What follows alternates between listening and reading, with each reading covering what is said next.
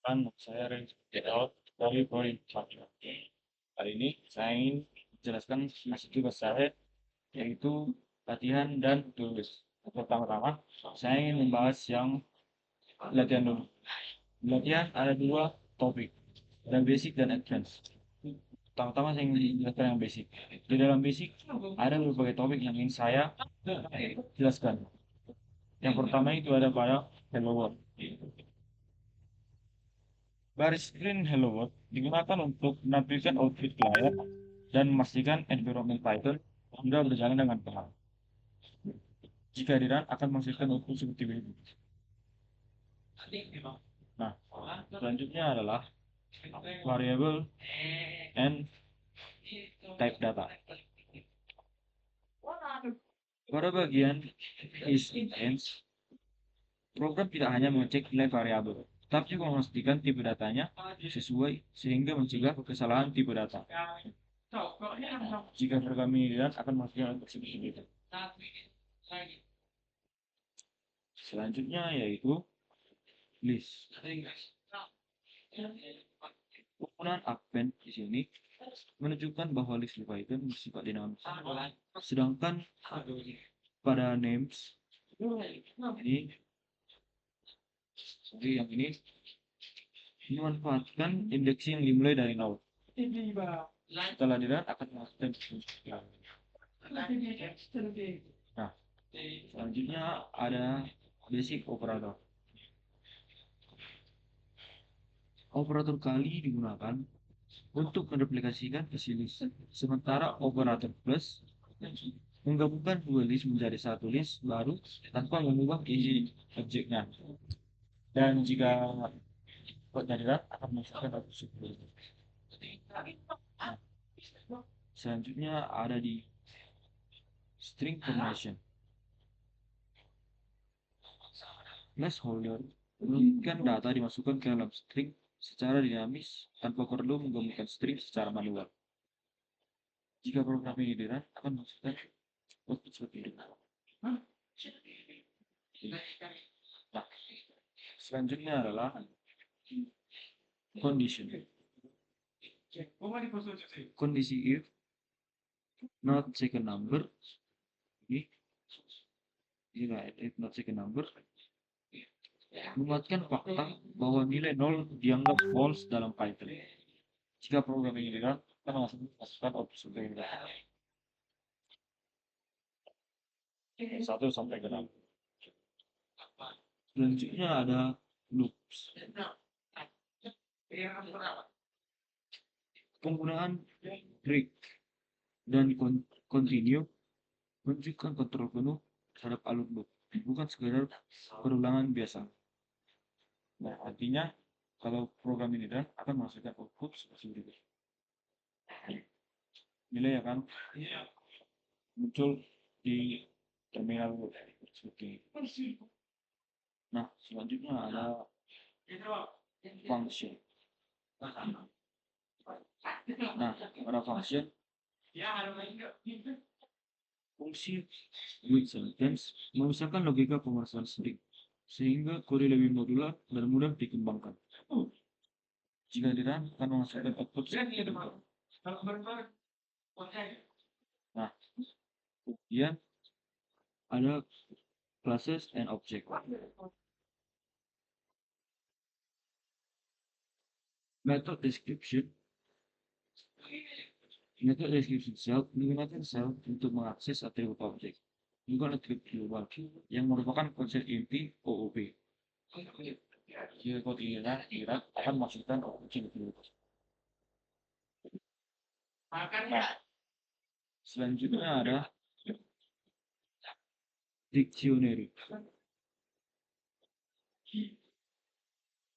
Pada dictionaries, operasi del von Bookjill menunjukkan bahwa dictionary cukup manipulasi data secara langsung berdasarkan key atau konsep. Nah, jika program ini dirun, akan menghasilkan output seperti ini. Check system output just not listen in the output. Nah, kemudian modul and package. Fungsi dir array digunakan untuk melakukan deklarasi isi modul tanpa dokumentasi eksternal. Nah, jika program ini akan menghasilkan output seperti berikut. Selanjutnya adalah input dan output.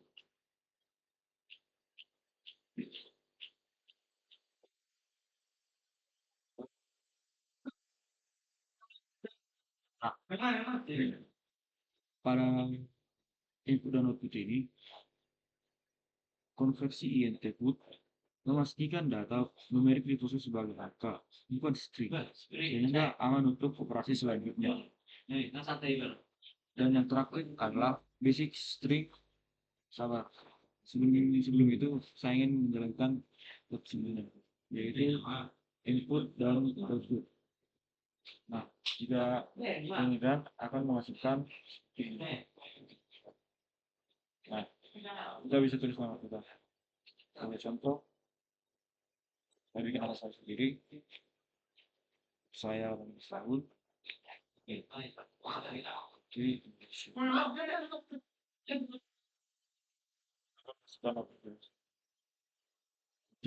lanjut ke basic string operation. Nah, pada basic string operation, slicing seperti S1/2 menunjukkan bahwa Python mendukung pengambilan data dengan step, bukan hanya posisi awal dan akhir. Nah, kesimpulan yang bisa saya ambil dari topik ini yaitu di bagian basic ini saya fokus ke fundamental Python, mulai dari tipe data control sampai struktur. Nah, yang basic saya ingin bahas yang advance atau lanjutan. Nah, pada advance juga saya akan membahas berbagai topik. Pertama saya ingin membahas yang generators.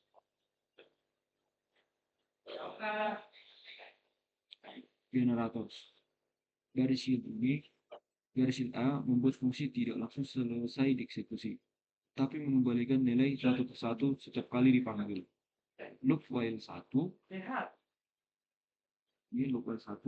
menunjukkan generator dapat menghasilkan data tanpa batas, namun tetap aman karena dibuktikan dengan print. Kalau tidak akan menghasilkan output seperti ini. Selanjutnya yaitu list comprehension. Ekspresi x for x ini menggabungkan iterasi, kondisi, dan testing tipe data dalam satu baris yang efisien. Kehadiran akan masukkan seperti ini. Selanjutnya yaitu lambda function. Nah, pada lambda function lain baris lambda x yang tepatnya yang ini mendefinisikan fungsi anonim untuk mengecek bilangan ganjil atau mendeklarasikan fungsi terpisah. Sebenarnya akan masuk ke opsi. Selanjutnya di multiple function. Penggunaan pada multiple function menangkap argumen terbahas di tabel, sedangkan Quarks menangkap argumen bernama dalam bentuk dictionary. Jika inilah sudah bisa. Selanjutnya regular expression. Nah, pada regular expression baris RE compile atau Yellow mengubah pola regex menjadi objek agar pencetakan string lebih efisien dan konsisten. Jika tidak akan menghasilkan output seperti itu. Nah, selanjutnya yaitu exception handling.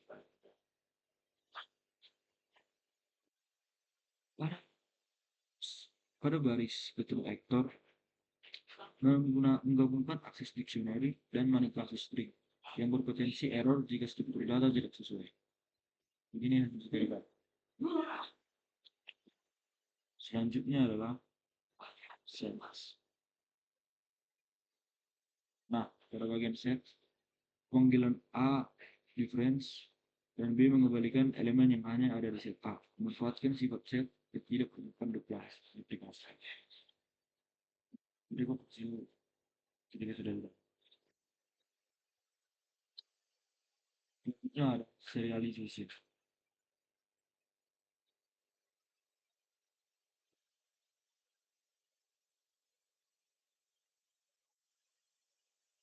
Si JSON routes ini mengubah string JSON menjadi dictionary, sedangkan JSON dumps mengubahnya kembali ke format JSON. Jika program ini tidak naik,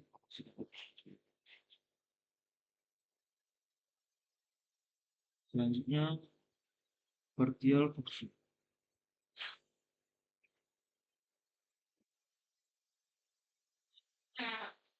Pada baris partial function 567 menghasilkan fungsi baru dengan 3 argumen awal yang sudah ditutup, sehingga pemanggilan berikutnya akan lebih sederhana. Berikut selanjutnya yaitu introspection.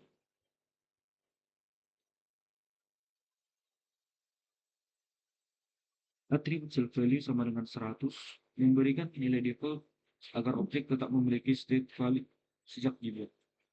Buat ini dan akan menghasilkan objek seperti itu. Nah, selanjutnya yaitu closure.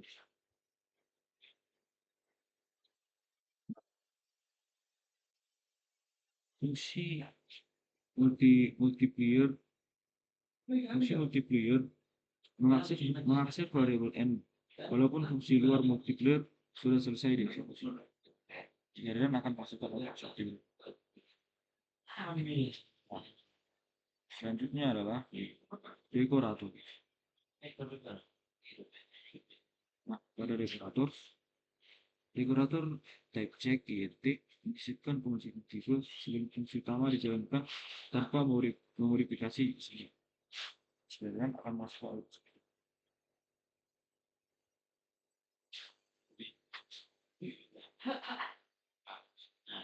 selanjutnya adalah map filter dan reduce.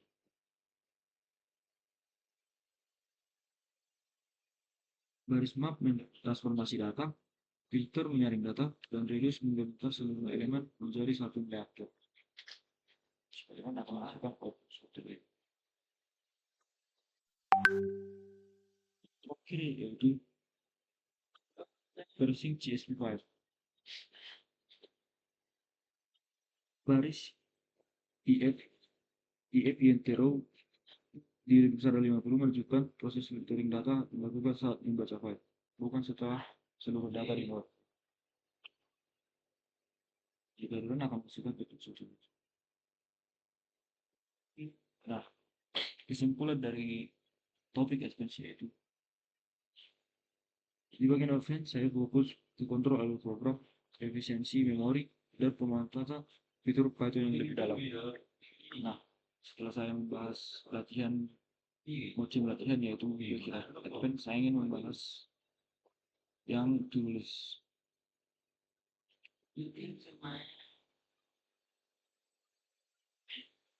Nah, pertama ini adalah tulis. Pertama saya membahas yang entities. Di baris counter 0 ini variabel statik yang dipakai buat menyimpan total to do yang pernah dibuat. Sedangkan di baris int setiap to do langsung dikasih ID unik lewat metode generate. Metode generate ID dipakai class method supaya bisa mengakses dan mengubah counter milik class, bukan objek.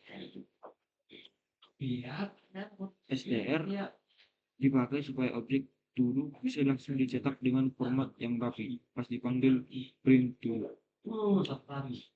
Nah, poinnya yaitu ID digenerate otomatis tanpa perlu database. Selanjutnya adalah repository.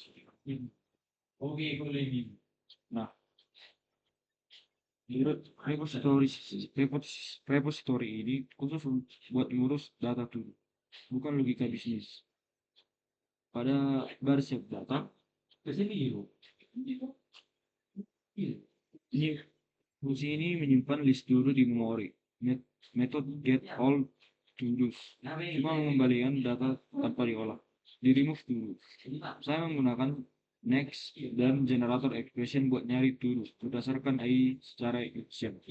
Kalau tidak ketemu metode langsung buatnya fast. Poinnya yaitu repository memisahkan akses data dari logika aplikasi. Selanjutnya adalah service. Nah, service ini hubungan antara queue dan repository. Pada garis show queues, ambil data dari repository, lalu ini akan mengatur cara yang nampilin ke user. ADD ini cuma fokus bikin objek dulu baru dan mengenai ke repository. Dulu menghandle hasil sukses atau gagal dari repository. Nah, poinnya yaitu service layer display lebih modular dan gampang diciptakan. Kemudian ada utils. Input utils dipakai buat menyeragamin cara ambil input dari user method input. Dibuat statik karena nggak butuh objek, atau dipakai supaya input kosong dan nggak bikin error. Poinnya adalah utility class mencegah duplikasi kode input yang ada di banyak tempat. Nah, yang terakhir ada views. Nah, views ini sebenarnya lebih fokus ke interaksi user, bukan logika data. Pada baris short dulu ini, berisi loop utama aplikasi dan menu pilihan. Input user diproses pakai if, elif, lalu diarahkan ke metode yang sesuai. Metode add to do dan remove to do cuma ngurus input dan validasi. Lalu manggil service. Metode update, search, dan sort sengaja dikosongin sebagai eksistensi point. Nah, poinnya yaitu Queue tidak langsung mengakses data semua lewat service. Kesimpulan dari topik dulu ini adalah struktur project ini membuat saya terpisah antara entity, repository, service, dan view supaya mengikuti prinsip separation of concern dan lebih scalable. Mungkin ini hanya ini yang bisa saya sampaikan. Sekian dan terima kasih. Bye bye.